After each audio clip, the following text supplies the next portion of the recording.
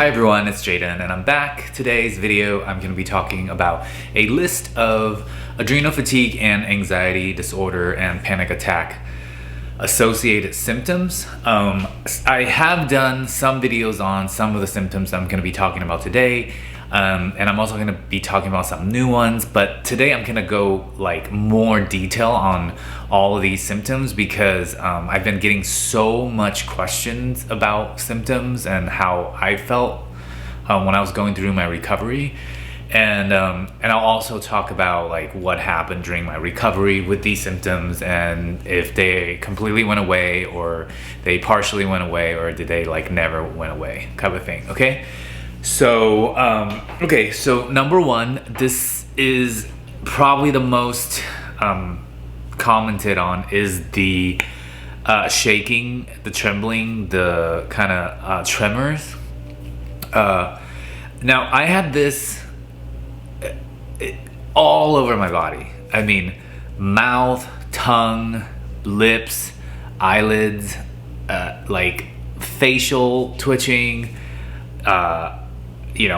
muscles everywhere, neck, trapezius muscles are a major one, legs, fingers, everywhere. Okay, and for me, it was caused by the anxiety, and also it was caused by just a very deep exhaustion that I had put myself through out the years. And the feeling is kind of like, sometimes you could see it, like sometimes you would actually see the tremor. Sometimes it would feel like you were trembling inside. For those of you who are experiencing this, you're gonna know exactly what I'm talking about. Like, you won't see it on the surface, but then for you inside, you're gonna feel like, no, something's jittering or like something's shaking. So I definitely felt that. It would not come on.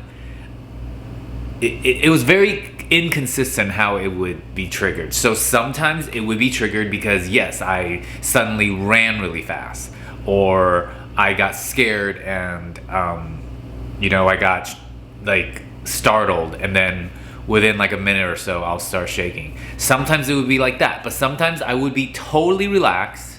In fact, one of the triggers was when I would just relax in my bed, and right before I go to bed I would get the tremor, like I would get the trembling.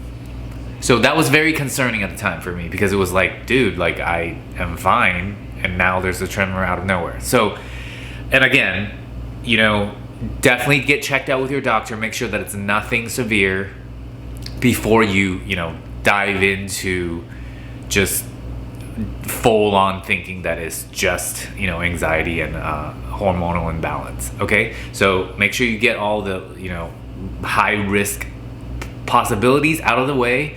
Rule them out with your doctor, because I am not a doctor or a medical professional. So make sure you do that first, and then if you feel like, okay, I've ruled all those things out and I'm still getting all these symptoms, and your doctor says it's probably anxiety, or if you're having like a hormonal imbalance, then this is something you might want to watch and research on, because that was my case. And I had so much experience with it. Like, for a year, I was like living and breathing all these symptoms, and like trying to figure myself out and trying to get myself recovered. So anyways, sidetrack a little bit, back on track. The trembling, yes, it was very inconsistent how it would happen. It wasn't always like, oh, you did this and you get a tremble. So it was hard to feel like, it was hard to relax about it, because if you're obsessive and you have this fear of death or illness, you kind of start thinking, well, since it's not really triggered always by being startled or having an exhausting day, then it's probably something else. Then you get more anxiety. So this would hang around pretty much the whole time during my recovery, and the healing of it, or like it wasn't very drastic. So for a long time, when I look back now, I was gradually healing from this when I would do all my recovery stuff that I did to heal myself. But it was so gradual that in the beginning, and actually for most part of it, I didn't think I was recovering from that. So it wasn't until one day I was like, hey, I don't tremble anymore, like throughout the day. And so yes, that's how it happened for me. I still will get some of that if I'm like really, really stressed out and I have like super exhausting days, which recently I moved within this hectic time of coronavirus thing, and I live in LA. So put all three of those together, yes, I had a massive stressful 2 weeks when I was moving. On top of that, I had some family stuff going on that was pretty intense. So yes, during those 2 weeks, I think there was like twice I was so exhausted that I was getting that symptom again where I would like tremble. But it didn't last a long time, and I wasn't concerned about it because I was getting this like 24 hours a day when I was going through the worst of this. So it does go away, and if you take care of yourself, like pretty much if you're just living an average life that has just moderate to, you know, somewhat intense stress once in a while, you're not going to really get these. I mean, I didn't get them again unless I was just like extremely exhausted and stressed out, which again, when I was moving, I had like 2 episodes of it. It didn't last that long, maybe an hour.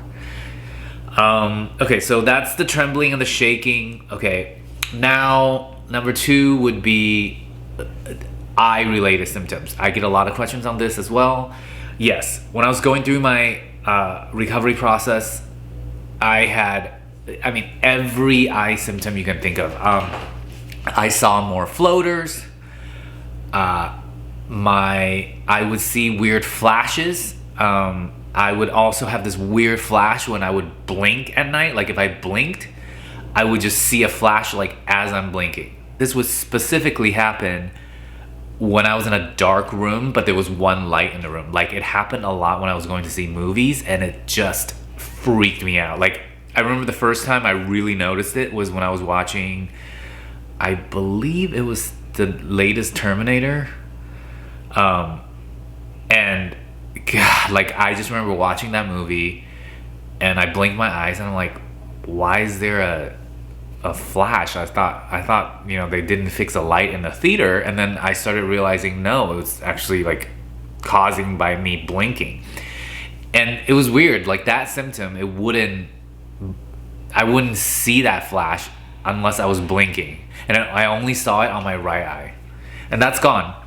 Along with most of the floaters and the flashes, they're all gone. You know, once you take care of yourself and your body has enough time to recover, and all these symptoms, just for me anyways, gradually diminished, and then it completely went away. Like 99%. Again, sometimes I would get triggered when I'm really stressed out and some symptoms will come back, but generally not a concern anymore. I can definitely live my life like I used to, and you know, do all the stuff. So that's the eye related stuff. What else can I think of? Today I didn't even practice this, or like this is like my one take only, and I'm just kind of going at it. There was also a weird symptom where when I get really tired, my vision got kind of dim. So it was like I saw everything the same, but it looked like I had a sunglasses filter in my eyes. This would happen late at night if I'm really tired.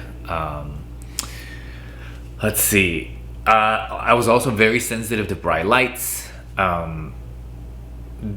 During the time when I was having a lot of intense symptoms, when I wake up in the morning, I just couldn't handle looking anywhere that had light.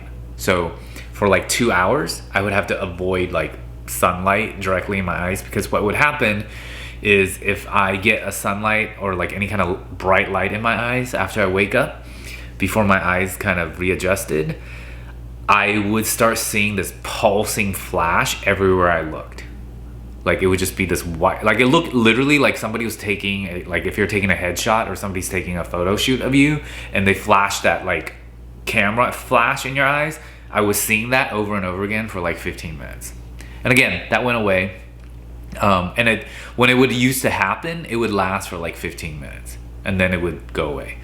But then within a year of the recovery, it also completely went away. That doesn't happen to me. My eyes are fine with light now.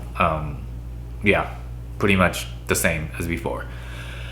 Okay, let's see. Number 3, I would say, so yes, number 3 is exercise intolerance. So, I could not work out the same as I used to before when I was going through this last year. I mean, I grew up a professional athlete, gymnastics, tennis, martial arts, super hard, intense training my whole life. Never a problem. I was never tired. I was one of those people who I could just practice, just kick my own ass 24 hours a day, all the time, and I would be fine. When I had this crash and I had this year, in the beginning, I'm sure you've seen it in my other videos, I've talked about it, I could barely get out of bed. Like, going to the bathroom and coming back to my bed was exhausting. So I had to slowly come back from that. So as I'm coming back from that, different levels, like there would be different stages of me recovering. So it was the worst, right after the crash. Then after a while, I was able to do like daily stuff without being, exhausted. And then after another while, I would be able to do light workout, like stretching, walking. I did a lot of that. And then it would be like I could start doing like more intense strength training, higher intense cardio, and then I could gradually play tennis again, run. It was very gradual. So if you're experiencing that, don't worry. If this is what you're going through, just give yourself time and you should be able to recover. I certainly did. And what I would get were like, what would happen to me if I overpushed myself was if it was really bad, I would then crash again and I would have to start the recovery process over again. Or I would get the tremors, the shakes, or I would get just completely exhausted. Like I was still functional, but then I felt this very deep like exhaustion all day where I couldn't talk very loud. I couldn't get too emotional. I couldn't get too excited. Like anything other than just flatlining and being like almost like a vegetable, but like a little bit more of a human than a vegetable. I just had to be like that for quite a while until I recovered. Because if I didn't, I would crash and I would have to start the whole thing over again. And I think throughout the year, because it was like, I didn't really have anyone to like talk to or like watch the YouTube channels that, now there's more and more channels. But in the beginning, there wasn't that much information and I had to figure this out on my own, except, with the exception of like maybe 2 friends that had experienced the same thing. I would like try to recover, do too much, crash, back to step 1, do it again, crash. I mean, I went through like so many cycles. So try not to do that. Like just really be nice to yourself, watch my other videos on my recovery process and the tips and whatnot. But the main key, the main thing is be nice to yourself and rest. Rest. My God, that's like the one best advice for this. And sleep too, like good sleep.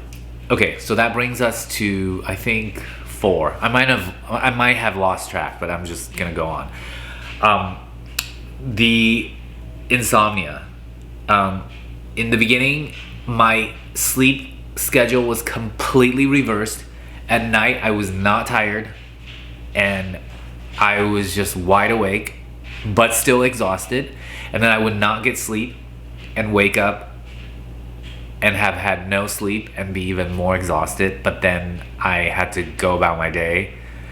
It was awful, but that's one of the symptoms, is that you get really wired at night because your hormones aren't doing what they're supposed to. So your whole like sleep rhythm, your like the hormones that's supposed to come in to help you go to sleep don't, and the hormones that's supposed to wake you up, they're lacking too. So you just got this like whacked daily schedule, which fucks everything else up as well because you didn't get rest.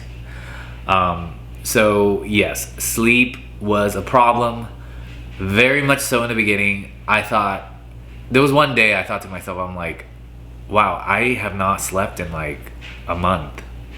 And I did sleep, obviously, because if you didn't sleep for a month, you would be really fucked up. But, whatever I had, I wouldn't even call it sleep. It was just like crashes and, passing out, but then waking up in a panic and stuff like that. So that's definitely something that I experienced, and I feel really bad. And I'm really sorry if you're going through that. It is tough, but you just have to hold your vision and just do your best to heal yourself, take care of yourself, and allow time and consistency to like get yourself through this. But it totally can be done, because I was able to do it, and there's a lot of people actually now that are talking about the same thing online.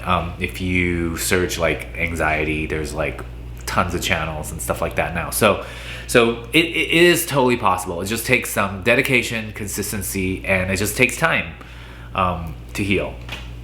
Okay, I think I have one final symptom. Oh, and so the final symptom is your mind cannot stop racing. I have OCD, like obsessive compulsive disorder. I've had that throughout my life. I'm a functional OCD person, but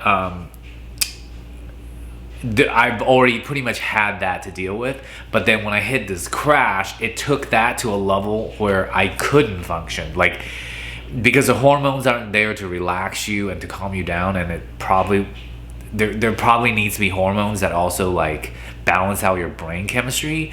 I think I was lacking in that. So my OCD like went through the roof. I couldn't stop obsessing over stuff. So my brain and mind was racing all the time as well. Like it would latch on to a fear, and I would then be like, oh my gosh, what am I gonna have to do with this? How do I solve it? And I was just both physically and mentally always on, always wired, could not get rest, always on a panic state. It was very challenging, but I got through it. And you can too, if you just, be very consistent, be very disciplined, and give yourself and your mind and body time to rest. Those are, I believe, is 5. I lost track today because I'm kind of doing like a impromptu, like improvisation video. If you have more symptoms that you are interested in me talking about, feel free to comment, ask me, and I will keep track of what everybody's asking me, and then hopefully do a video on it for you guys. Okay, I hope you guys are staying safe with this whole coronavirus thing. I try to have a very present mindset about it. I don't want to get into too much fear and panic, ironic, about it, because it doesn't add to the solution. It kind of just keeps you in a panic state and drains you, and you need your energy to stay focused and rest and take care of yourself in this crazy coronavirus happening that's we're dealing with right now. So stay safe and try to relax, and just know that everything always works out for you, because it always does, and it always has, and it's just gonna. So thank you guys so much for watching. Please subscribe if you haven't done so, and give me a like if you're liking my videos, and I will see you next time. Thanks guys, bye.